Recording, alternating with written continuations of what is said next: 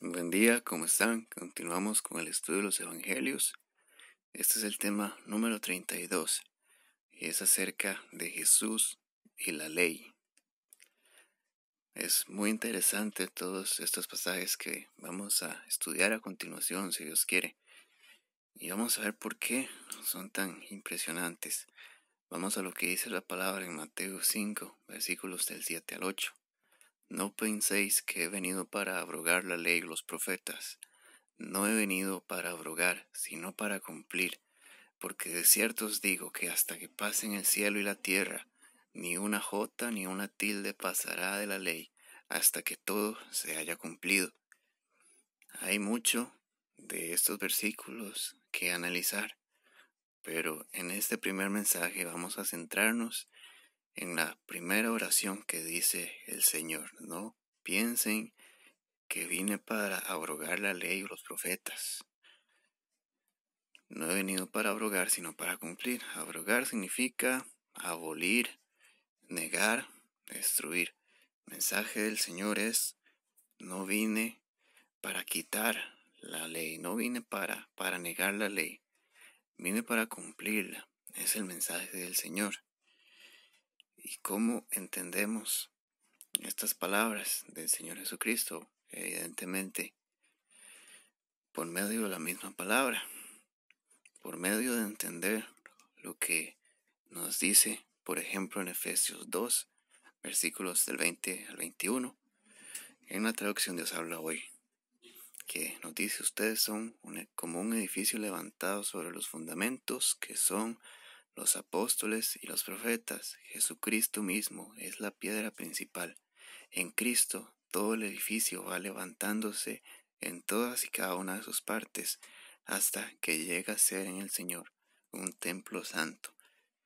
Estos pasajes los estudiamos en la pequeña serie que hay en el canal acerca de la iglesia, acerca de los fundamentos de la iglesia, y vimos que el Señor Jesucristo es la piedra principal, la piedra angular que sostiene todo el edificio, que sostiene la iglesia, y que los fundamentos son los apóstoles y los profetas.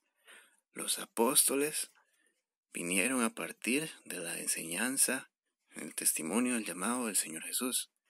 Y los profetas fueron antes que el Señor Jesucristo. Pero los dos son fundamentos, porque no hay diferencias entre el mensaje de los profetas y el mensaje de los apóstoles, porque su maestro fue el mismo, su maestro fue Dios.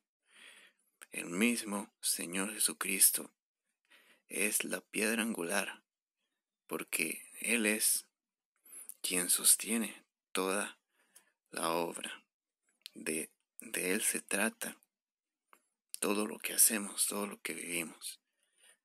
Esto es el punto importante de este mensaje, que no hay distancia entre las enseñanzas de la ley y de los profetas en el Antiguo Testamento a las enseñanzas del Señor Jesucristo. ¿Por qué?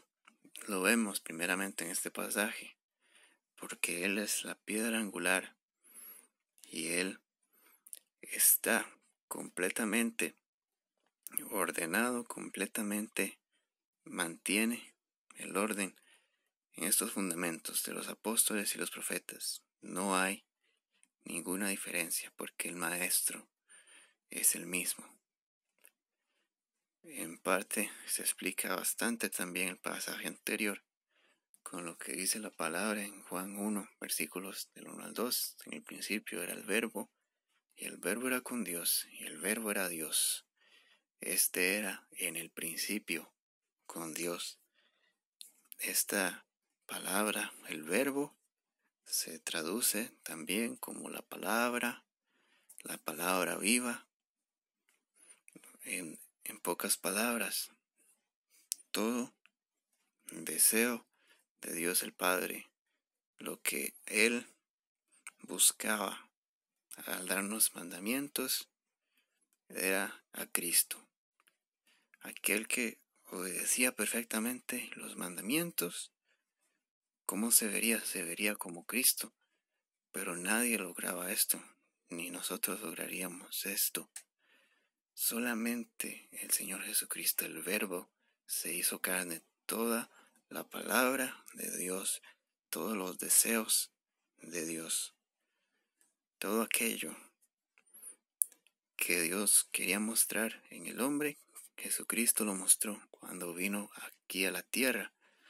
Por tanto, obviamente, si la palabra se hizo carne, si el Verbo se hizo carne, y es literalmente todo el deseo de Dios, toda la palabra de Dios manifestada en él, ¿cómo va a haber diferencias entre la ley y el Señor Jesucristo?